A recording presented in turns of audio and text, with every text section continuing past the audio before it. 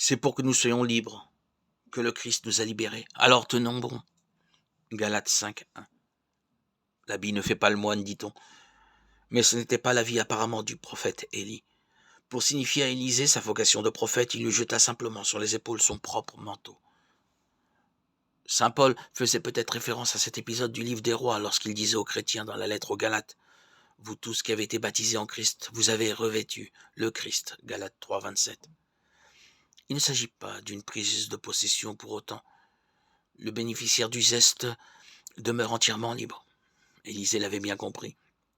Il quitta le champ qu'il était en train de labourer et rentra au village, offrit ses 2 bœufs en sacrifice, fit un grand feu avec leur attelage et organisa un banquet d'adieu pour ses parents et ses proches. Alors débarrassé de tout bien, il quitta tout ce qu'il avait fait dans sa vie jusque-là, puis rejoignit Élie pour se mettre à son école, tout cela en toute liberté. L'exemple vaut pour les baptisés dont la vie connaît un changement radical d'orientation lors du baptême. Paul va jusqu'à opposer l'homme nouveau au vieil homme. Vous êtes dépouillé du vieil homme avec ses pratiques et vous avez revêtu l'homme nouveau, celui qui, pour accéder à la connaissance, ne cesse d'être renouvelé à l'image de son Créateur. Colossiens 3, 9, 10. Mais on sait bien que les habitudes anciennes nous collent à la peau.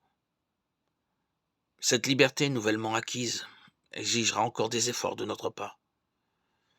Il vous faut, renonçant à votre existence passée, vous dépouiller du vieil homme et revêtir l'homme nouveau, créé selon Dieu dans la justice et la sainteté, qui viennent de la vérité. Éphésiens 4, 22-24. Tenons bon, nous dit l'apôtre Paul.